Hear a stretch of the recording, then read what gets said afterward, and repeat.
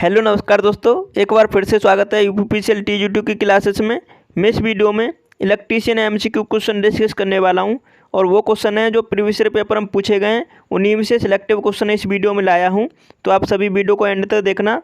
ये 7वां practice set है। चलिए स्टार्ट करते हैं। आप सभी ने चैनल को सब्सक्राइब नहीं किया तो प्लीज़ कर लीजिएगा, वीडियो को लाइक कर दीजिएगा। तो फर्स्ट क्वेश्चन का आंसर बताएंगे। Damper winding in synchronous motor is used to. तुल्यकालिक मोटरों में अवमंदक कुंडलक का प्रयोग किसके लिए किया जाता है? तो राइट आंसर बताएं। तो डैम्पर वाइंडिंग का सिंक्रोनस मोटर में यूज होता है सप्रेस हंटिंग को ख़त्म करने के लिए। तो इसका राइट आंसर होगा ये ऑप्शन। नेक्स्ट क्वेश्चन का आंसर बताएंगे।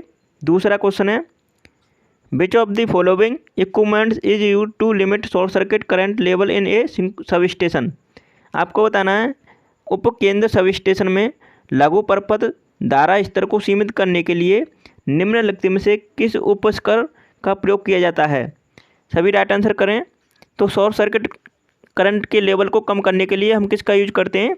तो हम करते हैं सीरीज रिएक्टर का उपयोग। तो राइट आंसर करेंगे आप सभी डी ऑप्शन। डी ऑप्शन इसका राइट आंसर होगा।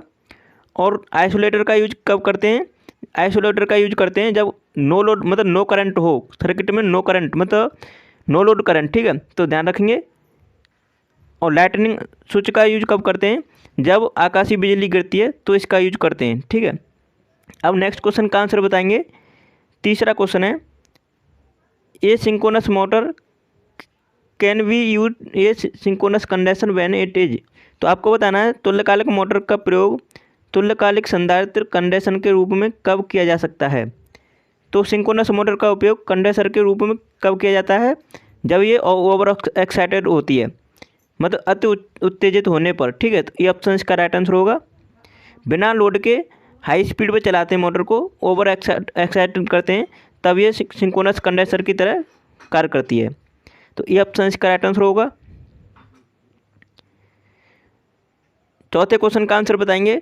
विच one of the following method would give higher than actual value of regulation of an alternator. आपको बताना है अल्टरनेटर के नियंत्रण के वास्तविक मान से अधिक मान निम्नलिखित में से कौन सी विधि देगी? तो जो वोल्टेज रेगुलेशन का वैल्यू होती है, जो मतलब एक्चुअल वैल्यू से अधिक वैल्यू देती है, वो कौन सी विधि है इसमें से? राइट आंसर करेंगे तो वो होती है ईएमएफ मेथड, जिसे इम्पीडेंस मेथड भी कहते हैं। तो सी ऑप्शन इसका राइट आंसर होगा। सी ऑप्शन इसका करेक्ट आंसर हो जाता है। अगर आपसे पूछता कि ये पैसीमेटिक मेथड है या ऑप्टिमेटिक, ठीक है, तो आप लगाते पैसीमेटिक। तो सी ऑप्शन इसका करेक्ट आंसर हो जाता है। सबसे अच्छी विधि कौन सी मानी जाती है? पोर्टियर ट्रायंगल मेथड, तो उसे भी ध्यान रखना। पांचवें क्वेश्चन का आंसर करेंगे। In a single phase induction motor speed sensitive centrifugal switch is connected in winding. आपको बताना है एक सिंगल फेज मोटर में गति संवेदी अपकेंद्रीय स्विच किस प्रकार के वाइंडिंग से जुड़ा होता है? सभी राइट आंसर करें। तो वो जुड़ा होता है सीरीज विद स्टार्टिंग वाइंडिंग। तो राइट आंसर करेंगे डी ऑप्शन। स्टार्टिंग वाइंडिंग के सीरीज में जुड़ा होता है सेंट्रीफ्यूगल स्विच।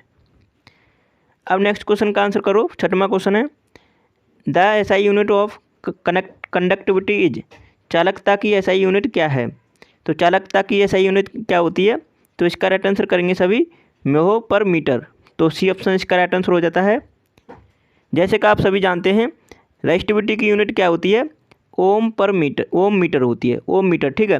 अब इसका मतलब उल्टा करना है हमें, क्योंकि मतलब जो कंडक्टिविटी होती है वो रेजिस्टिविटी की रेसिप्रोकल होती है। अब यहाँ पे देखेंगे ओम पर मीटर को ओम को ऊपर ले जाएंगे तो मोह बन जाएगा, ठीक है।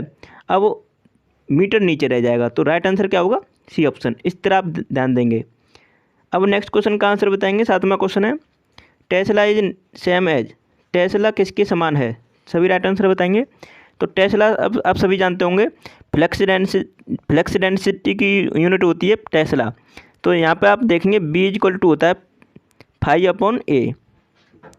बी इक्वल टू 5/A होता है। अब 5 क्या है यहाँ? वेबर। और फ्लेक्स होता है 5, और जिसकी यूनिट होती है वेबर। और ये क्या है? क्षेत्रफल, एरिया। तो यहाँ पे देखेंगे वेबर पर मीटर स्क्वायर होगी। तो किस ऑप्शन में दे रखा है राइट आंसर?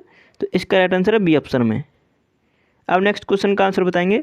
आठवां क्वेश्चन है, the reactance of 1 farad capacitance when connected in connected to a DC circuit.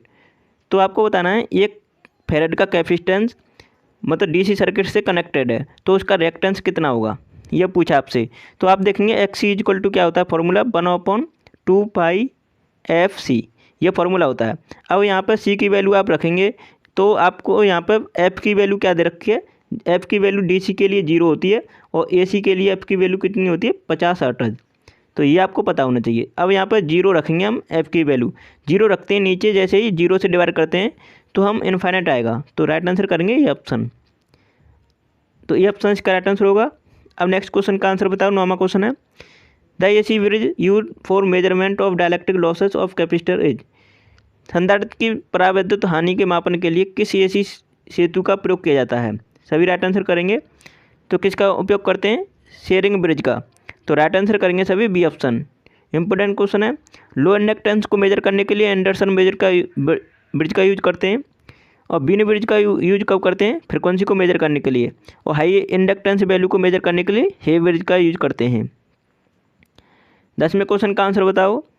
2 holes are drill to in disc on diameter of energy meter 2। तो आपको बताना है ऊर्जा मापी के व्यास पर चक्राकार में 2 छिद्र किसके लिए किए जाते हैं। तो आप सभी बताएंगे किसके लिए किए जाते हैं। तो ये किए जाते हैं eliminate creeping on no load. तो एनर्जी मीटर पर जब नो लोड की स्थिति में क्रीपिंग को ख़त्म करने के लिए हम 2 होल करते हैं उसकी डिस्क में। ध्यान रखेंगे सी ऑप्शन इसका राइट आंसर हो जाता है। अब 11वें क्वेश्चन का आंसर बताएंगे सभी। A current of 5 milli ampere flow in resistance less choke from 200 volt alternating source the energy in the choke is. आपको बताना है चौक में एनर्जी कितनी होगी। ठीक है, तो आपको बताना है कितनी होगी। तो इसमें पूछा कितनी खपत होगी चौक में। अब चौक क्या करता है, चौक क्या होती है इंडक्टेंस। तो इसमें कॉइल होती है चौक, कैसा होता है तो इस तरह कॉइल होती है। अब इसमें क्या है कि रेजिस्टेंस क्या करता है, रेजिस्टेंस करता है एनर्जी को कंजप्शन, और कैपेसिटेंस और इंडक्टेंस ये दोनों स्टोर करते हैं। तो स्टोरिंग एलिमेंट है ये कैपेसिटेंस और इंडक्टेंस। और जबकि रेजिस्टेंस क्या है, ये एनर्जी का लॉस करवाता है और खपत करता है। तो इसका राइट आंसर क्या देंगे आप सभी, 0 जूल देंगे, क्योंकि आपको सभी को पता है ये इंडक्टेंस यहाँ पे क्या करेगा, एनर्जी को स्टोर करेगा ना कि खपत करेगा उसकी। तो इसका राइट आंसर करेंगे ये ऑप्शन, 0 जूल उसकी खपत होगी। तो ये ऑप्शन इसका राइट आंसर हो जाता है। अब नेक्स्ट क्वेश्चन का आंसर बताएंगे। 12वां क्वेश्चन है a wire place on the top of a transmission line act as. तो आपको बताना है ट्रांसमिशन लाइन के शीर्ष पर रखा तार किस रूप में कार्य करता है। तो यहाँ पर आप सभी समझेंगे थोड़ा, जैसे कि ये टावर होता है। अब टावर में इस तरह आपकी यहाँ पर पोजीशन बनी होती है, तो उसकी क्रॉस आर में इस तरह होती हैं, इस तरह बना होता है कुछ स्ट्रक्चर। ठीक है, तो जो टॉप में वायर जाता है, ये तो मान लीजिए नीचे कंडक्टर जा रहा है, अब ये टॉप में जो वायर जाता है टावर के, तो वो क्या होता है उसका कार्य, तो यही पूछा है, तो वो होता है ग्राउंड वायर होता है। राइट आंसर करेंगे आप डी ऑप्शन। इंपॉर्टेंट क्वेश्चन है, कई बार परीक्षा में पूछा गया है। 13वें क्वेश्चन का आंसर बताएंगे। Supplier A fuse which is provide in domestic wiring system is. आपको बताना है आपूर्तिकर्ता का फ्यूज घरेलू तार स्थापन प्रणाली में कहाँ लगाया जाता है। तो बताओ कहाँ पर लगाया जाता है। तो ये लगाया जाता है after energy meter, energy meter के बाद में लगाया जाता है। तो राइट आंसर करेंगे सभी ये ऑप्शन। अब नेक्स्ट क्वेश्चन का आंसर बताएंगे। Power distribution by cable is generally adapted for land length. ठीक है, तो इसको राइट आंसर करो सभी। केबल द्वारा विद्युत वितरण आमतौर पर कितनी लंबी लाइन के लिए अपनाया जाता है। तो कितनी लाइन के लिए अपनाया जाता है डिस्ट्रीब्यूशन सिस्टम में, ध्यान रखेंगे। तो ये अपनाया जाता है लेस देन 10 किलोमीटर। तो ये ऑप्शन इसका राइट आंसर होगा। अगले क्वेश्चन का आंसर बताएंगे। 15वां क्वेश्चन है which of the following types of wiring is preferred for workshop lightning. तो आपको बताना है कारखानों में प्रकाश व्यवस्था के लिए निम्नलिखित में से किस प्रकार के तार स्थापन को प्राथमिकता दी जाती है। मतलब किस टाइप के वायरिंग को दी जाती है प्राथमिकता, तो उसे दी जाती है कंसील्ड कंड्यूट वायरिंग को। तो राइट आंसर हो जाता है सी ऑप्शन, और ये सबसे महंगी वायरिंग होती है, इसे भी ध्यान रखना। अब नेक्स्ट क्वेश्चन का आंसर बताएंगे सभी। 16वां क्वेश्चन है एक परिक्रमण प्रति मिनट की निम्न गति वाली कौन सी एक कला मोटर उपलब्ध है। तो राइट आंसर करेंगे जो जिसका रिवॉल्यूशन पर मिनट की स्पीड है, ठीक है, तो वो कौन सी मोटर है आपको बताना है इनमें से। तो वो है सैडल पोल मोटर। तो राइट आंसर हो जाता है ये ऑप्शन। इसका यूज खिलौनों में किया जाता है बेसिकली, और इसकी इफिशियंसी और टॉर्क दोनों ही लो होते हैं। तो ये भी आप इसे ध्यान रखेंगे, इसके फीचर हैं ये। अब नेक्स्ट क्वेश्चन का आंसर बताएंगे। 17वां क्वेश्चन है, जल्दी से आंसर करें। ये vacuum cleaner employ dash motor. तो आपको बताना है वैक्यूम क्लीनर में किस मोटर का प्रयोग होता है। तो बताएंगे सभी किस मोटर का यूज करते हैं वैक्यूम क्लीनर में। तो इसका राइट आंसर करेंगे सभी सिंगल फेज सीरीज मोटर का। तो राइट आंसर हो जाता है डी ऑप्शन। अब नेक्स्ट क्वेश्चन का आंसर बताओ सभी। 18वां क्वेश्चन है, the commutator of a DC generator act as.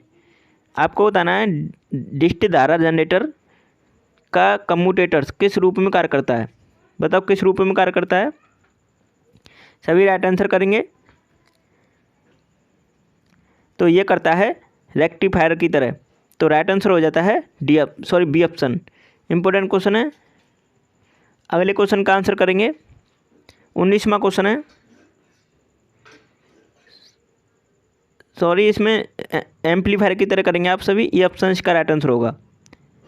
अगले क्वेश्चन का आंसर बताएंगे। 19वां क्वेश्चन है, Fleming's left hand rule is applicable to. तो आपको बताना है फ्लेमिंग का बाएं हस्त नियम किस पर लागू होता है। बताएंगे सभी किस पर लागू होता है। तो ये होता है मोटर में, डीसी मोटर में लागू होता है। और जबकि जनरेटर के लिए कौन सा लागू होता है, राइट हैंड रूल। तो ये दोनों में डिफरेंस ध्यान रखेंगे। ट्रांसफार्मर किसके प्रिंसिपल पर कार्य करता है, म्यूचुअल इंडक्टेंस के पे।